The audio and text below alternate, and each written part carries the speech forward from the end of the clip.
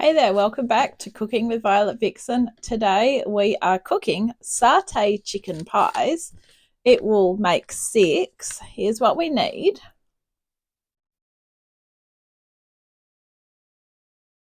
If you come on in, I'll talk you through the ingredients. So this is a simple thing to make that you'll need your little ramekins or pie dishes. That's these ones here. So you'll need 6 of these, which we're going to grease. So just spray them with olive oil or cooking spray. And ingredients are as follows: half a cup of crunchy peanut butter, 2 tablespoons of sweet chili sauce, 280ml can of coconut cream. They're 270ml cans now. Close enough. 1 tablespoon of vegetable oil, 750 grams of chicken thigh fillets cubed, 4 green onions thinly sliced, that's shallots, those there, 2 sheets of short crust pastry and 2 sheets of puff pastry. These are still thawing out because we are having a lovely winter's day today. So there's 2 of each in there, and I need to get them out of the freezer, so this is the perfect recipe for this. 1 egg, which we are going to lightly beat, and 1 teaspoon of soy sauce. I'm just using that dark soy sauce. Okay. As well as that, we are also going to need a bowl or a jug just to put our peanut butter mixture into, and a frying pan and a stirring stick for cooking the chicken.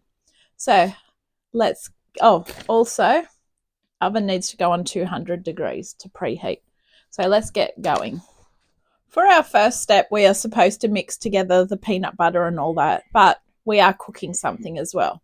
So I'm going to start the cooking part, and then we will make up the mixture. So we need our 1 tablespoon of vegetable oil in our frying pan, which I'm going to lightly spray first because it makes it easier to wash up. So our 1 tablespoon of vegetable oil, and we want the frying pan really hot. So crank it right up, and then let's bring the chicken over.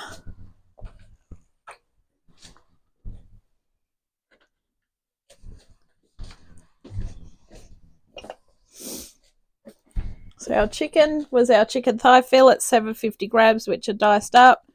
My butcher brought them for me. I should have asked him to dice them up because they obviously do a better job than me, but I have diced them up, so that's the main thing. So we're going to cook these for about 5 minutes on a high heat, just to really cook them through. So while this is going on, we will make up the mixture that is going in with this. So grab your small bowl or your jug, and into this we are going to add the peanut butter.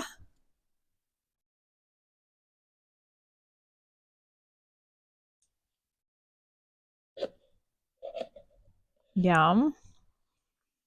If you don't like peanut butter, then you probably don't like satay. So peanut butter is the easiest thing to use to make a quick satay. All right, so that's that.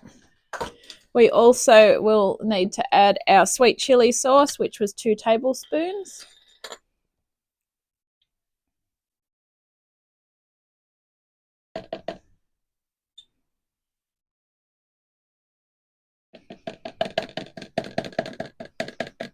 We'll add our soy sauce, which was 1 teaspoon. And then we're going to add our tin of coconut cream, which was 280 mils if you can get it.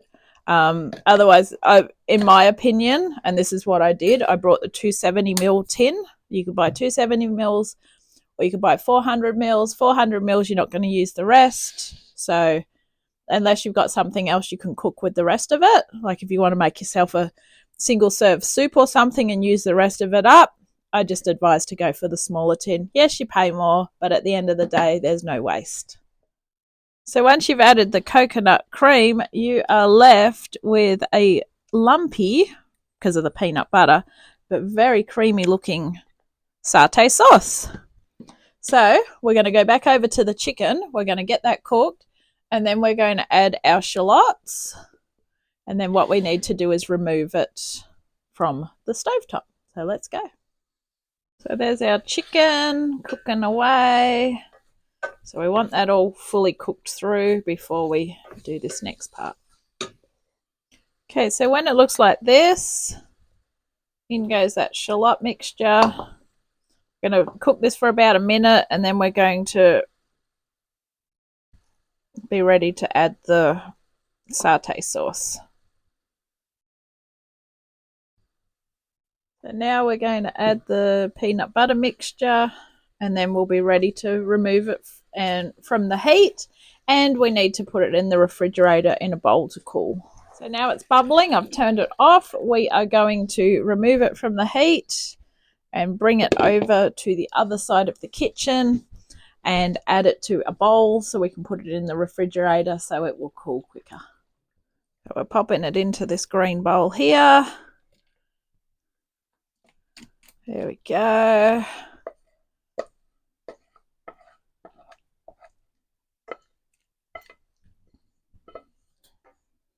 So we need it to cool just enough so that it's not going to stress the pastry when we put it in. All right, so that's going in the fridge, and then we're going to get the pastry ready. So the pastries are still rather frozen, so I've just got to leave them a little while, but we're going to cut them into 4. We do have a little bit of time, and this is only because the mixture needs to cool down. So the short crust pastry, cut it into 4, fold it into 4 more like it. The short crust is going on the bottoms, and the puff is going on the top.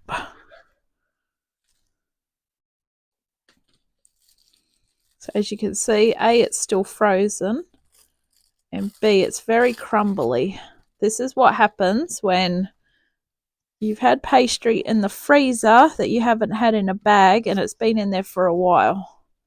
So it's still fine to use, but I just can't fold them in yet because I need to fold them so they're going to fit in here. So to get them to thaw quicker, basically the best way is probably going to be to put them on a board and sit them on the stove top very gently so that they can start to defrost. So I've got a chopping board here. So I'm going to put 6 bases on here because this way we can get started on this while the mixture is cooling. Don't really want them to overlap.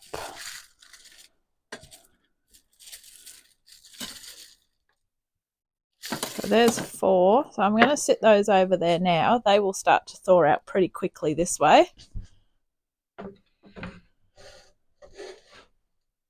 So when it's winter, get your pastry out of the freezer a lot earlier. Or better still, if you can, learn to make pastry because it's better.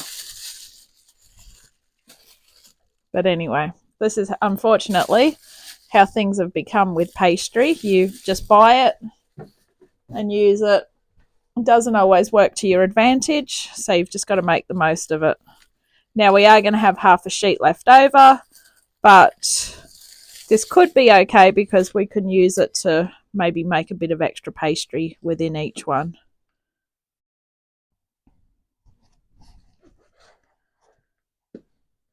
Plus wherever it crumbles, we'll make it up.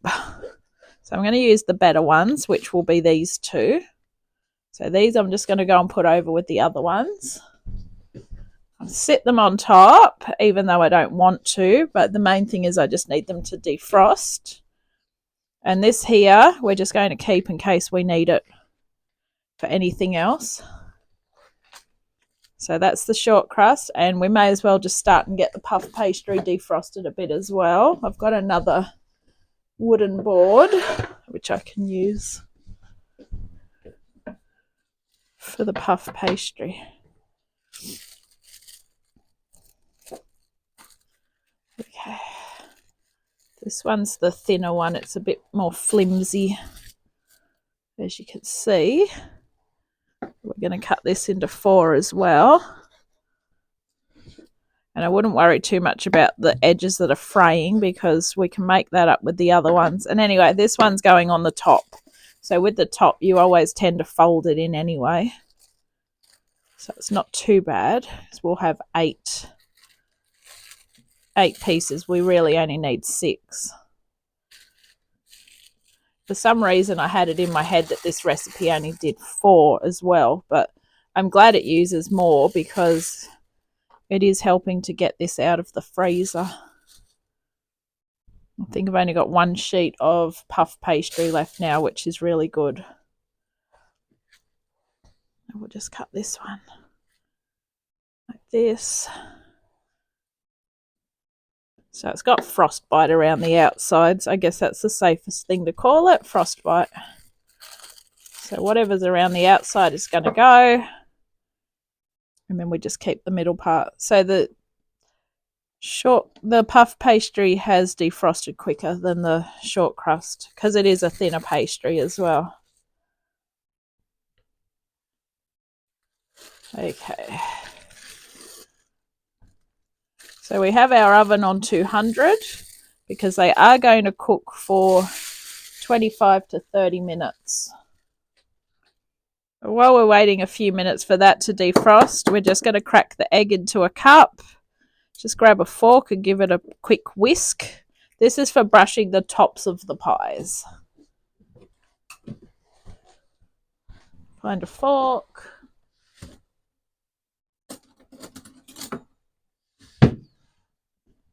And then we just need a little bit of water for doing the short crust pastry.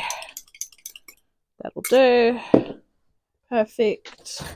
And just get something to put some water in. Okay, I have one that I can start with just so you know what we're doing. So you basically need to sit it in the bottom. So it's just going to crumble everywhere, but that's okay because what we do is we can push it into place.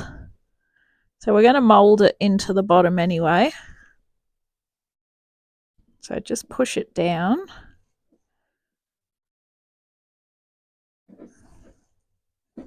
This is why we need the filling very cold, because otherwise it's going to crack it. Just keep pushing it down and pushing it through.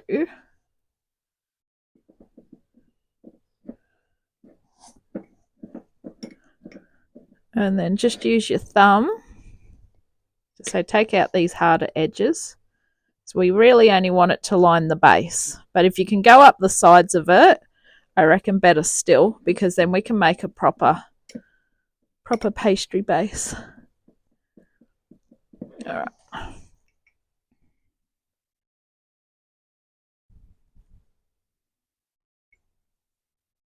So we'll keep going with that. But that's the idea of it. So just push them in. If I can get one fully defrosted, it will be easier for me to show you how to tip it straight in. Okay. Try this one. Try again with another one. So the idea is you just sort of push it down like that. Take those hard edges off because they're making it harder to push it down. Okay. Push it down like that. Yeah, there we go. That one's better. Much better on that one. And yes, come up the sides if you need to. Depends on how big your pie dish is, because with this recipe it actually tells you to use a bigger pie dish. But I like these ramekins because A, I have them, and B, they're the perfect size in my opinion for a pie. That one's much better. Okay, so as I say, practice makes perfect. Let's get the next one.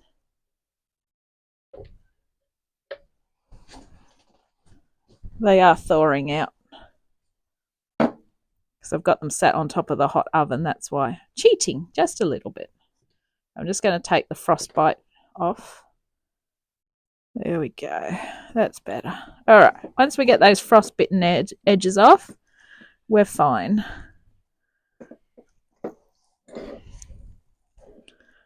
All right. I'll just keep pushing these in and then I'll be back. Okay, so we have 6 that are lined. And this is all the frostbitten stuff. So I went up the sides a little bit with it. I'm going to throw this stuff out and we'll see how our chicken mixture is going. Okay, this should be ready to go. So get yourself a ladle. It's still a bit warmish, but it should be okay. And you want about 1 spoon in each one.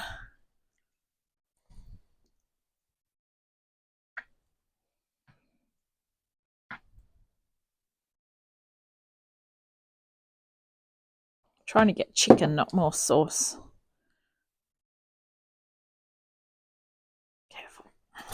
There we go. Chicken. You don't want to overload them, by the way. So if there is mixture left over, possibly you could freeze it, or I would just maybe do it with some rice, which is what I'm thinking right now. If there is some left over, just serve it up with some rice. But I think it'll be okay though.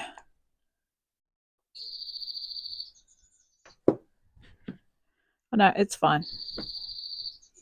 We'll be perfectly fine.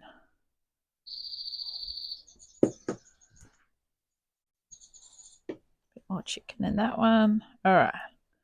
Great. You know when you do something and it looks like you've got too much of it? We're fine though. Sometimes that does happen, I'm not going to lie. You always end up with way too much stuff. And that's why I like these little ramekin pots. Because we can go up a little bit higher with these. Okay.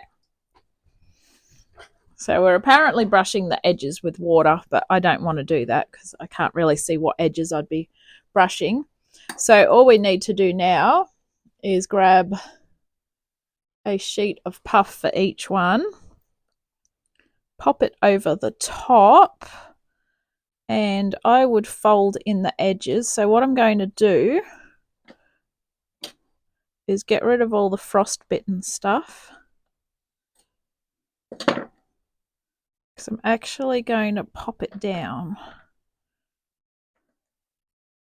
like so. Fold the edges under. Okay. Sort of try not to sit it on top of the mixture. So you can actually fold it over the top again, like that. Okay, that's it. We'll do it like that. We'll fold it over the top. Beautiful. All right.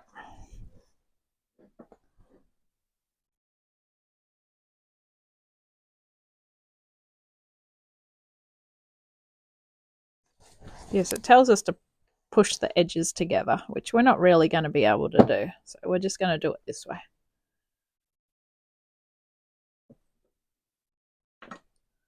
They're assuming we've got those smaller pie plates as well, not ramekins. Okay, so we're going to do it this way. All right. Basically stretch it over the top. Okay, let's keep going. It doesn't tell us to do it, but normally if you cook a pie, you should have a breather hole. So I'm going to pop just 1 slit in the top of all of them.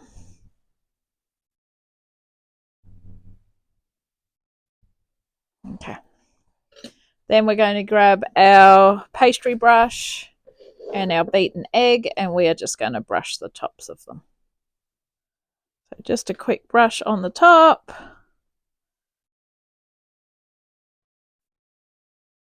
Of all of them. And then we're going to cook these for 25 to 30 minutes or until golden. Then you can serve them, either serve them with a salad or some chippies, wedges, whatever you fancy. All right, I will see you when they're done. So I only gave them 20 minutes because my oven is do what it wants. It's not fan forced or normal. So they definitely look done, as you can see by the delicious goldenness on the top. Yeah, so thank you for watching this episode of Cooking with Violet Vixen. This has been Satay Chicken Pies. I will catch you on the next one. Bye.